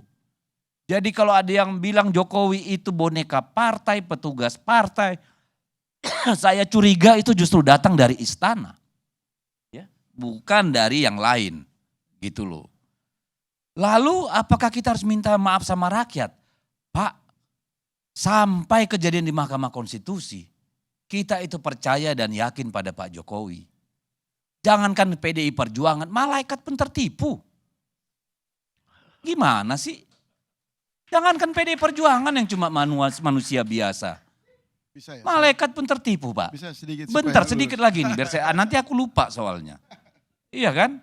Ini kenapa? Karena tidak ada yang membayangkan. Dalam imajinasi kita terliar pun, Pak Jokowi akan melakukan apa yang dia lakukan kemarin. Nggak nyampe akal kita ke sana, Pak. Jadi kalau ada yang bilang bahwa Pak Jokowi itu maestro politik, menurut saya nekat. Nekat. Karena dia tidak punya rem yang namanya nilai-nilai moral, etika. Apa yang dia inginkan harus terjadi. Dan kerusakan penyelenggara pemilu, kerusakan institusi-institusi negara, institusi kekuasaan, baru pada hari ini kita alami lebih luar biasa dari pemilu manapun. Kalau soal prosedural, Pak, itu seperti yang dikatakan oleh Arifin Mukhtar. Zaman Soeharto pun zaman Orde Baru secara prosedural, itu semua berjalan. Semua berjalan menurut aturan yang ditetapkan oleh KPU pada masa itu, benar. Tidak ada bedanya dengan sekarang kalau secara prosedural. Kecuali kita mau buka itu semua C1 dari 895.000 berapa itu TPS di seluruh Indonesia. Atau kita dapat metadatanya dari KPU untuk mencocokkan. Karena pembukaan formulir C1 itu hanya bisa dilakukan di tingkat kecamatan dan di Mahkamah Konstitusi. Tidak mungkin dilakukan Mahkamah Konstitusi dengan data sebanyak itu. Jadi terakhir soal PT-UN. Kita mengajukan ke PT-UN itu pada tanggal 2 April 2024. Kenapa kita terdorong melakukan itu? Ketika para budayawan, para guru besar, ya, para aktivis datang bertamu ke Ibu Mega. Yang dimana mereka menyuarakan keprihatinannya. Jadi bukan karena kalah di MK, PDI Perjuangan lari ke PT-UN. Tanggal 2 April itu barang sudah dilakukan ke PT-UN. Jadi saya kira sudah berakhir secara hukum formal kepemiluan. Ya, PT-UN kita juga tidak bisa berharap terlalu banyak. Ya, kita hanya bisa mengucapkan selamat untuk pasangan yang ditetapkan menjadi pemenang. Selamat untuk mereka yang sudah mencederai demokrasi kita. Mudah-mudahan semua dapat jabatan atau proyek atau posisi yang diinginkan. Ya kan? Semoga semua berbahagia, amal pahalanya diterima Allah yang Maha Kuasa. Kan gitu nih. Dan mudah-mudahan kita dijauhkan dari persoalan-persoalan yang lebih besar. Karena apa? Secara geopolitik kita tidak sedang baik-baik saja. Secara internal pun kita tidak sedang baik-baik saja. Sekarang sudah 16.200 lebih dolar. Padahal pangan kita mayoritas itu baik beras, terigu dan sebagainya kita impor. Artinya apa? Harga-harga akan mencekik. Suku bunga sudah mulai naik. Semua. Artinya apa? Harga barang akan tinggi, inflasi akan terjadi. Itu akan berdampak kepada masyarakat. Jadi ada tantangan yang sangat besar yang dihadapi oleh pemerintahan yang akan datang. Dan dari awal saya ingin menyatakan bahwa yang menjadi lawan terbesar dalam pemilu kali ini bukan Prabowo Gibran. Bukan Prabowo Gibran. Dan bukan invisible hand, tapi the devil's hand. Yang cawe-cawe dalam pemilu kita. It's not invisible. Karena sangat jelas dan gamblang bagaimana Pak Jokowi pergi ke seluruh daerah yang didatangi oleh Pak Ganjar, bagaimana dia menunjukkan keberpihakan di markas TNI, ya kan gitu. Dan seterusnya dan seterusnya. Tapi itu sudah lewat masa lalu. Saya hanya berharap kepada generasi muda kita nih, yang pemilu yang akan datang ini akan menjadi pemilih dengan persentase sebesar, yang sangat besar. Negara kita tidak baik-baik saja dalam soal pemilu, dalam soal demokrasi. Tergantung kawan-kawan di kampus-kampus, ya, mereka-mereka yang masih punya hati nurani untuk mendorong pemerintahan Pak Prabowo Gibran nanti memperbaiki apa hal yang sudah dilecehkan, dilanggar, dipinggirkan oleh Pak Jokowi. Dan Pak Jokowi selamanya akan dikenang sebagai presiden yang cawe-cawe dalam pemilu untuk memenangkan anaknya. Terima kasih. Ya, tapi saya komentari dulu bahwa banyak sekali kekurangan yang disampaikan. Tapi menurut Mahkamah Konstitusi, semuanya itu tidak ada yang bisa terbukti. Sehingga ada yang menulis bahwa ternyata pemilu kita itu adalah pemilu terbersih di dunia. Ya, tadi Bang, pemilu 200 berapa ya pemilih kita kemarin? 205 juta dengan daerah yang begini luas. Untuk mengumpulkan seluruh kecurangan itu, seluruh data dan saksi, kita hanya diberi 3 kali 24 jam, Bang. Jangankan kita, TNI pun mungkin gak bisa, Pak. Atau polisi misalnya. Karena apa? Ya tidak mungkin dalam 3 kali 24 jam semuanya tersedia. Lalu untuk pembuktian itu hanya diperbolehkan 19 saksi. Saksi kasus ya maupun saksi ahli. Kan itu yang didalilkan. Tidak terbukti karena apa? Tidak cukup saksi, tidak cukup ahli. Sudah dibatasi 19. Jadi gimana kita membuktikan? Tetapi poin terpentingnya kan bukan pada putusan yang kemudian 5/3. Tetapi apa yang disampaikan oleh 3 hakim Mahkamah Konstitusi. Karena itulah menurut saya sejatinya substansi yang harus kita diskusikan. Yang harus kita perbaiki ke depannya. Itu milestone-milestone penting. Cawe-cawe kekuasaan, keterlibatan instrumen-instrumen kekuasaan, pork barrel politics. Kan hal-hal ini yang harus kita selesaikan. Penguatan lembaga pengawas pemilu. Ya, bagaimana integritas KPU. Kalau itu semua udah selesai, saya kira nggak perlu sampai ke MK kok. Asal barang itu selesai di tempat semua. Punya integritas. Jadi ini bukan karena tidak terbukti, karena tidak bisa dibuktikan. Kenapa tidak bisa dibuktikan? Karena hukum acara di Mahkamah Konstitusi tidak memungkinkan itu. Gitu. Ini satu pembodohan sebenarnya. Dalam kapasitas sebagai politisi perwakilan partai, gaya Deddy Sitorus ini curhat yang tidak mewakili rasa tanggung jawab dalam posisi kelembagaan. Publik di luar sana, masyarakat awam melihat banyak sarana tersedia untuk mengungkap kejahatan. Dan Anda berkali-kali di sana kan mengatakan ada intervensi kekuasaan. Kalau bicara soal trias politik harus dikonfirmasi posisi Anda di DPR bagaimana? Ada kasus skandal Senturi, masuk hak angket. Hari ini rakyat tidak mau dibodohi. Ketika politisi yang mendapat upah dari rakyat curhat di ruang publik. Gunakan sarana dong. Anda dipilih punya mandat. Di awal PDIP itu memberi harapan palsu bahwa hak angket adalah jalan terbaik untuk mengungkap semua kecurangan ini. Tapi kemudian memperlunak perbudakan politik karena disandra oleh masalah kasus-kasus dan kemudian bermain di teras MK.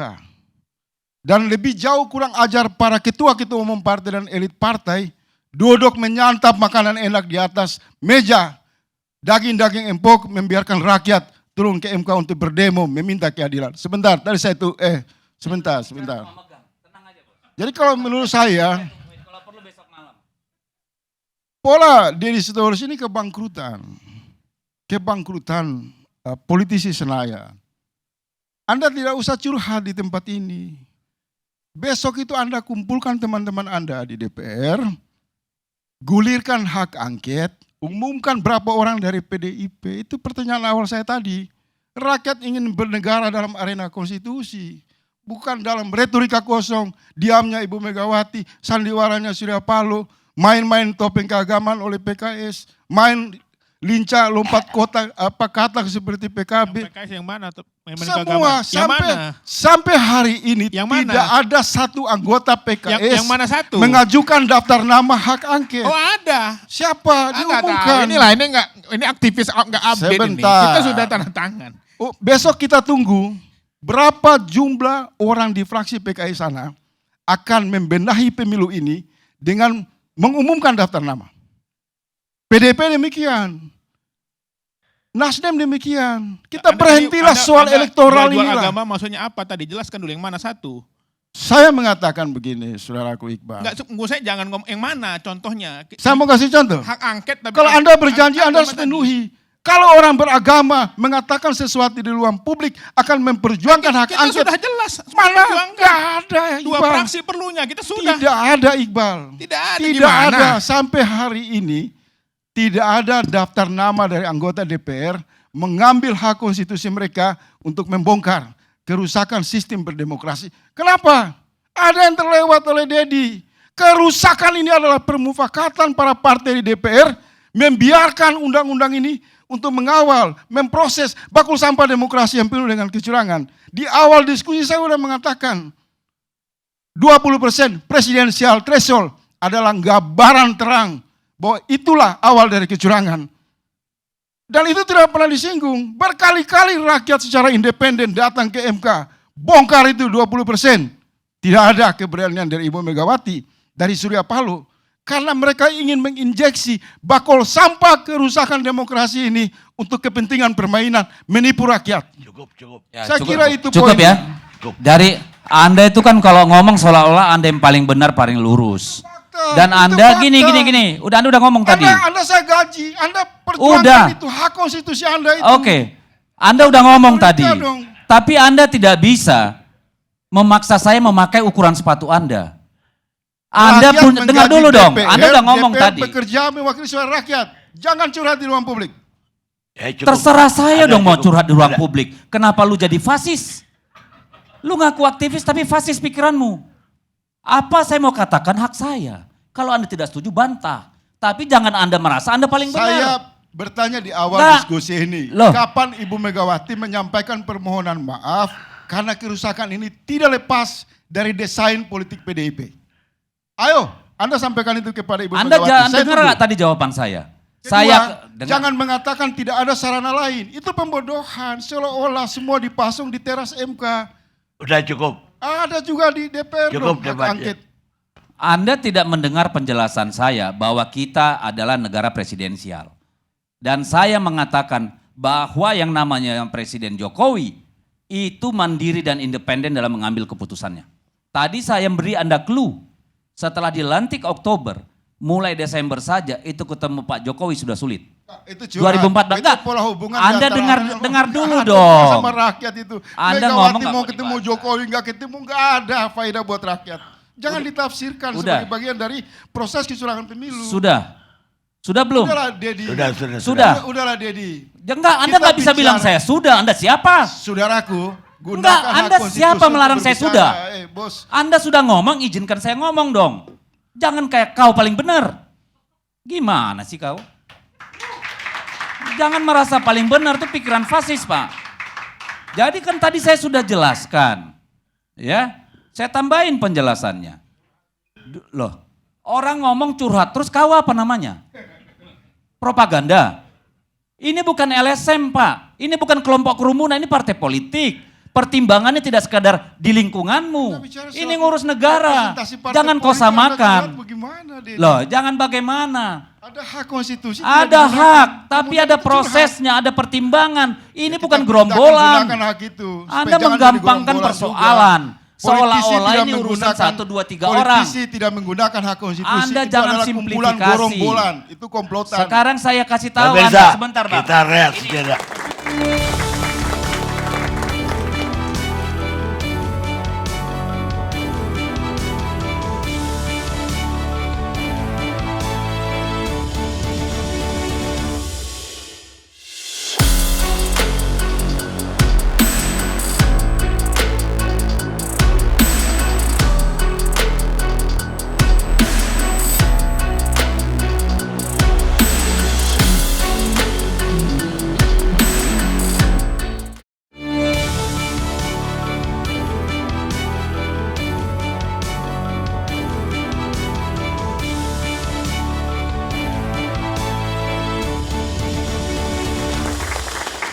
Pemirsa, kita sampai segmen terakhir.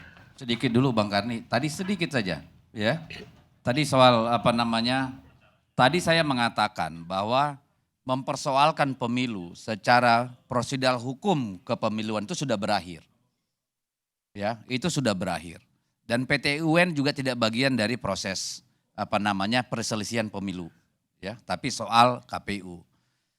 Apalagi yang tersedia buat kita? Tentu adalah di ranah politik. Nanti kita akan lihat bagaimana partai-partai politik ini benar-benar serius enggak dengan berbagai permasalahan yang diangkat dalam dissenting 3 hakim Mahkamah Konstitusi. Kita akan lihat kalau dari sisi PDI Perjuangan, kita naskah akademiknya pun sudah siap. Tapi ini politik, ini parlemen, ini bukan aktivis maupun kelompok LSM atau kelompok kritis lain, beda. Alangkah anehnya kalau ada orang berharap PDI Perjuangan turun ke jalanan. Untuk apa jadi partai politik? Itu yang membedakan kita. Saya masih ingat dulu pertama kali ketemu Bang Andi Malarangeng ini selalu bilang, kenapa kita bikin parlemen, bikin partai politik?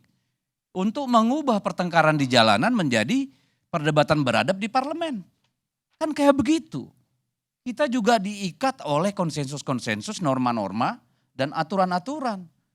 Kalau diharapkan PDI Perjuangan turun ke jalanan untuk berdemo-demo, saya kira nggak pada tempatnya, itu berlebihan. Itu aja tambahan dari saya. Oke. Pemirsa, yang sebenarnya semua sistem itu korup. Semua pemerintahan, semua hukum dan aturan hanya dibikin untuk menguntungkan mereka yang lagi berkuasa. Depona Webb, penulis Amerika Serikat. Kita lanjutkan diskusi kita. Sekarang giliran Andi Malarangeng. Terima kasih Bang Karni. Selamat malam. Sebenarnya kalau kita melihat dengan apa yang persidangan yang terjadi di Mahkamah Konstitusi, sebenarnya hasilnya sudah sejalan dengan hasil dari pemilu yang sudah ditetapkan oleh KPU itu sendiri. Jadi ada 01, 03 tidak puas dengan hasil pemilu, lalu kemudian mengajukan gugatan di Mahkamah Konstitusi, itu juga memang hak mereka dan kemudian dibahas di Mahkamah Konstitusi, hasilnya 5 hakim konstitusi itu menolak gugatan tersebut dan 3 hakim dissenting. Jadi pendapat mayoritas 5 hakim adalah menolak gugatan-gugatan dari 01 dan 03 karena dianggap bahwa bukti-bukti yang diajukan itu sama sekali tidak berdasar, tidak lemah dan tidak meyakinkan.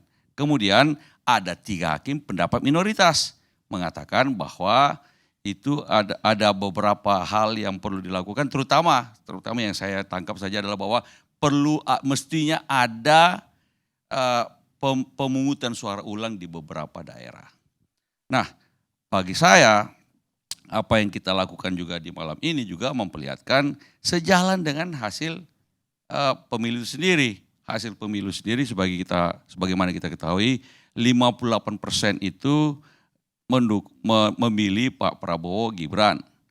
Kemudian ada 01 sekitar 24%, 03 17%.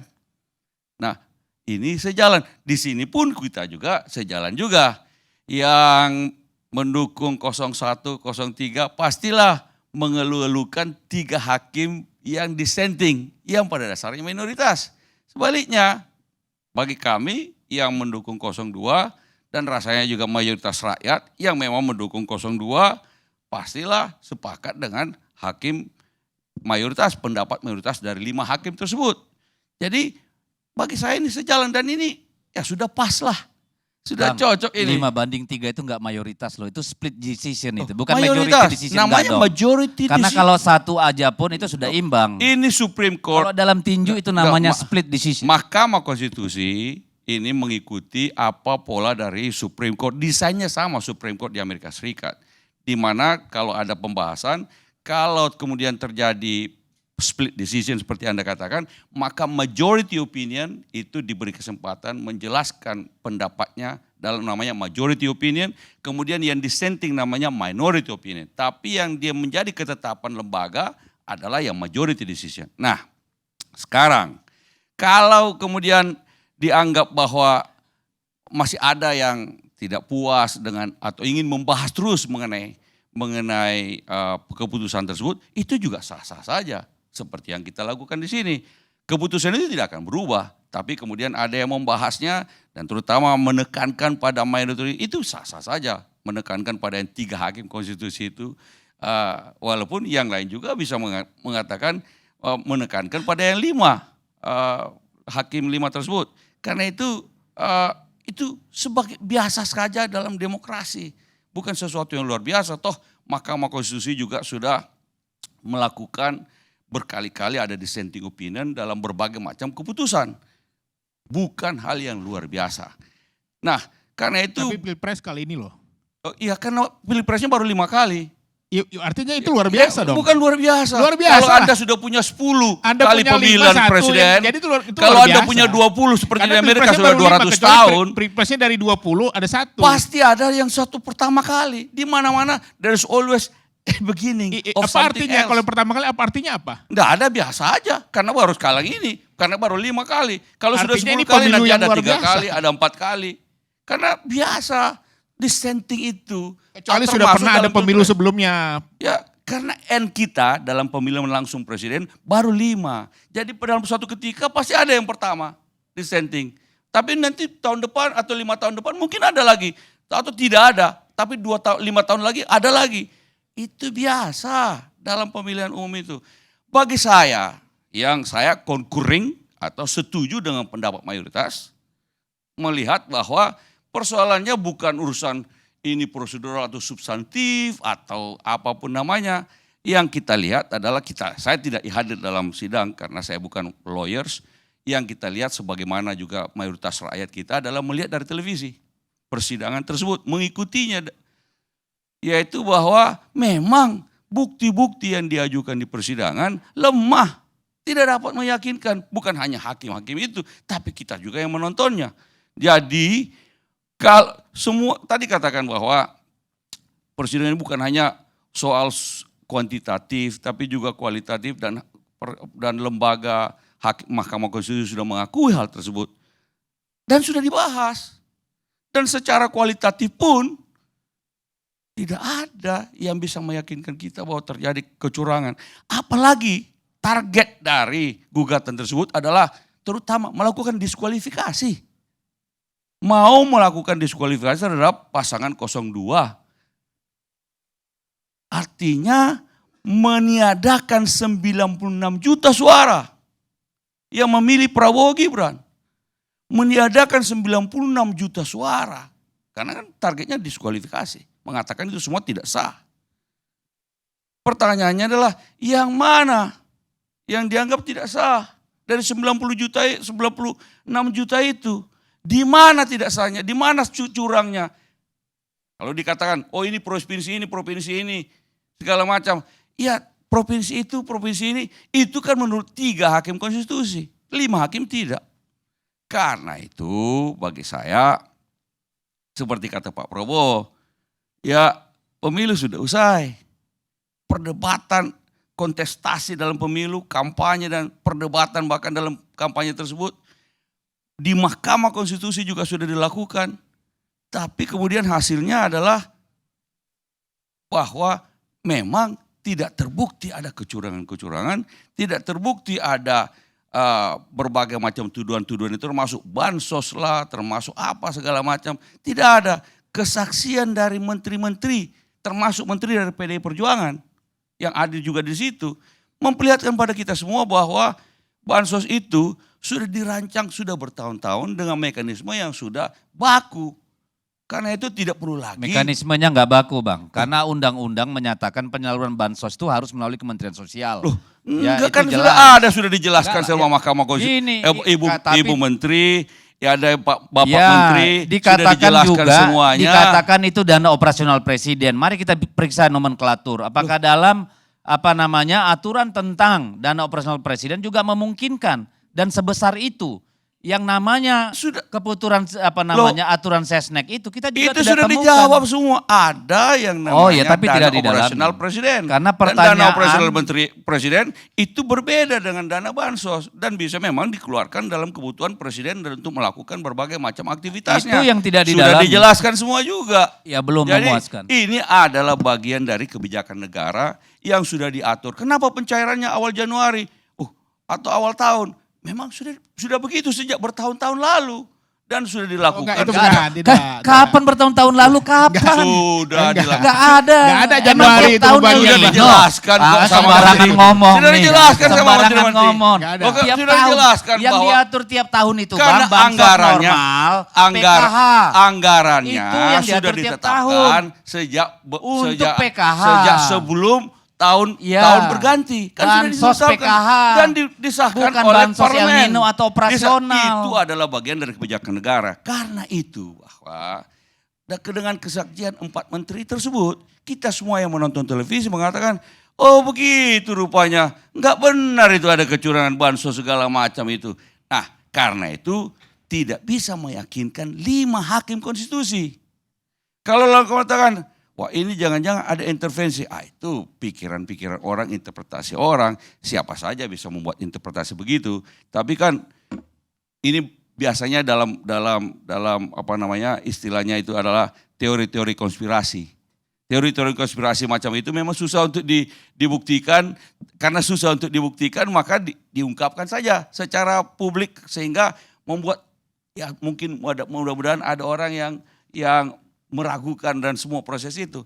Tapi bagi saya, ya tadi kata Pak Prabowo bahwa sudah selesai, mari kita bersatu kembali, maka mungkin sekarang ini kita bersiap-siap menyongsong pemerintahan baru. Bagi kami di Partai Demokrat adalah bagaimana proses transisi pemerintahan ini bisa berjalan dengan baik dari pemerintahan Pak Jokowi selesai nanti pada waktunya bulan Oktober, kemudian pemerintahan baru dengan Presiden terpilih Pak Prabowo dan Mas Gibran, mudah-mudahan ini semuanya berjalan dengan baik.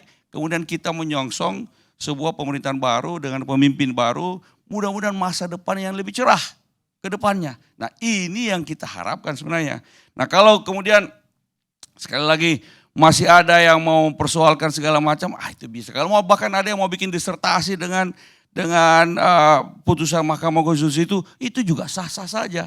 Tapi tidak mempengaruhi bahwa ketetapan KPU mayoritas 58% dengan 96 juta memilih 02 dan satu putaran cukup.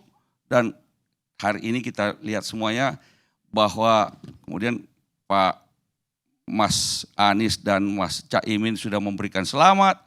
Pak Ganjar dan Pak Mahfud juga sudah memberikan selamat. Bahkan hari ini juga sudah ada komunikasi politik yang intens. Pak Prabowo sudah berkunjung ke PKB. Mungkin juga ada komunikasi lain dengan Partai Nasdem. Siapa tahu juga dengan PDIP atau dengan PKS. Walaupun saya berharap bahwa tetap ada 1 atau 2 partai yang berada di luar pemerintahan menjadi oposisi, karena itu juga kita butuhkan dalam demokrasi ini. Kita lihat saja nanti ke depan, masih ada sekitar 6 bulan sebelum pemerintahan baru itu terbentuk, tapi rasanya ini ini kesempatan baru bagi kita bangsa Indonesia untuk kembali bersatu setelah pemilu ini dan menyongsong masa depan yang lebih baik. Demikian. Baik, sekarang giliran tausiah terakhir dari Rocky Gerung. Oke, saya minta maaf ya nggak ikut dari awal itu soal itu. Tapi saya ambil ujungnya tadi. Andi Marangeng terutama. Ujungnya judulnya KPU sahkan Prabowo Gibran sebagai presiden dan wakil presiden. Benarkah Jokowi intervensi keputusan MK? Ya KPU mensahkan itu karena tadi ada prinsip mayoritas hakim konstitusi menolak dalil 0103. Kan itu dasarnya kenapa dia disahkan. Itu kan cuma upacara mensahkan sesuatu yang toh itu basa-basi baca segala macam apa poin itu kan. Jadi orang balik lagi pada dinamikanya di mana itu. Kawas candra di mukanya ada di Mahkamah Konstitusi itu. Dan itu yang menerangkan pada kita bahwa kita ingin ada suatu kualitas baru dihasilkan dari mahkamah itu. Ada bicara tentang mari kita mulai untuk transisi itu kekuasaan. Iya, tapi transisi itu artinya beralih dari satu kualitas ke kualitas berikutnya kan. Itu namanya transisi itu. Waktu kita lakukan transisi, carry over di situ the illegitimate, illegitimate apa ya suka yang tidak legitim itu anak haram konstitusinya itu ikut juga carry over ke situ kan. Jadi bagian-bagian yang disinyalir sebagai sesuatu yang buruk akhirnya carry over. Buktinya apa dia carry over? Besok 25 April, Hari Otonomi Daerah, Jokowi akan memasangkan lencana pada dua anaknya tuh. Satu Gibran, satu adalah Bobi itu.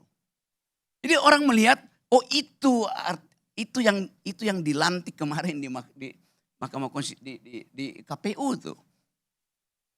Sebelumnya Ibu Iriana dikalungkan sendiri lencana oleh Presiden Jokowi. Lihat aja besok tuh 3.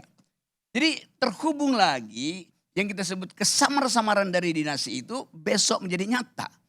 Kan dasarnya itu. Lalu kita bilang bahwa iya mayoritas sudah putuskan 5 hakim itu. Oh ya dulu juga itu waktu debat apakah bumi ini bulat atau datar itu debat antara Kopernikus dan Ptolemeus itu. Yang menang memang Ptolemeus. Bumi ini datar. Karena prinsip mayoritas Katolik nggak boleh diganggu doktrinnya. Kalau bumi itu bulat itu artinya ada sistem sonar lain yang mengatur-atur bumi itu. Jadi itu yang disebut apa namanya itu ada istilahnya dalam psikologi itu imitate the majority itu. Udah ikut aja gerombolan mayoritas kan. Itu juga yang menunjukkan 5 hakim itu ada the majority.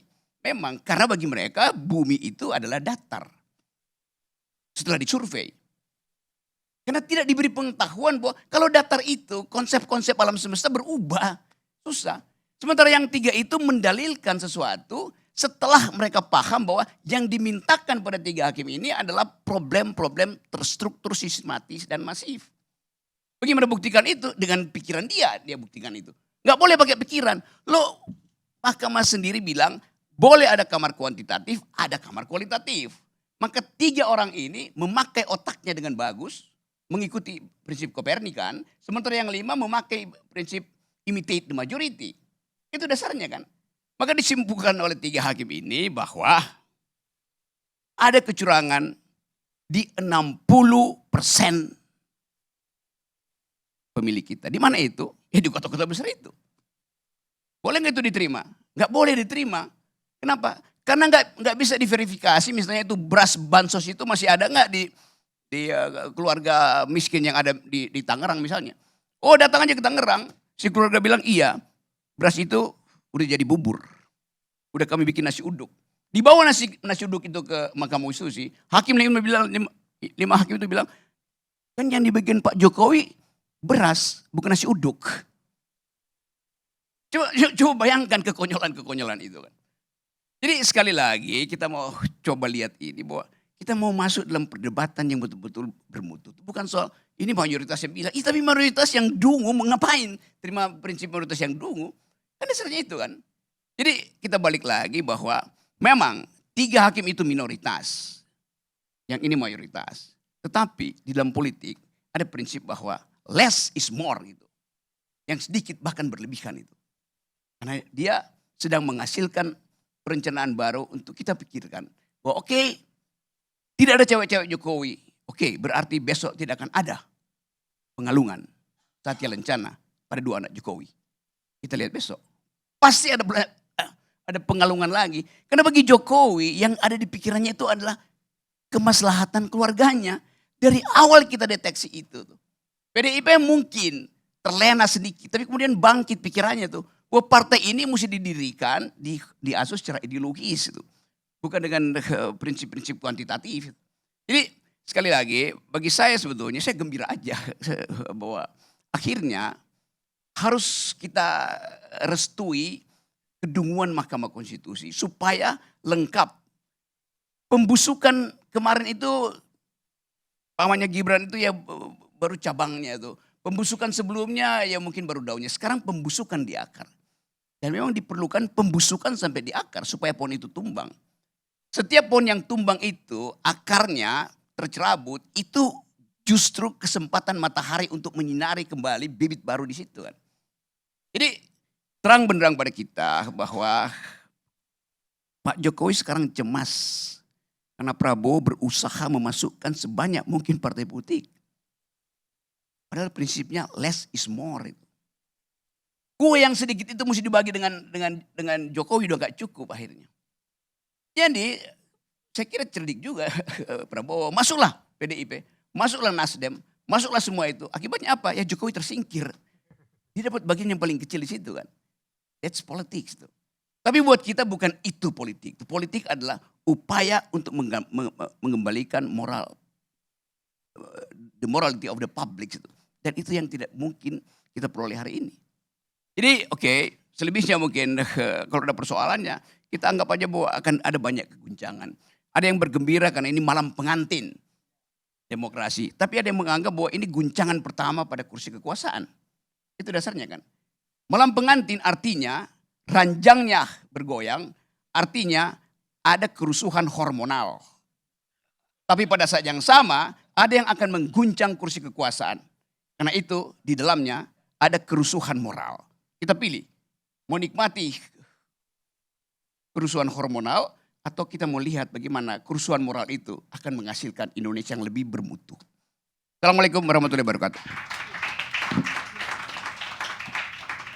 Pemirsa, akhirnya kita harus menerima kekecewaan yang sifatnya sementara. Tapi kita tidak boleh kehilangan harapan yang abadi. Martin Luther King, aktivis hak asasi manusia Amerika.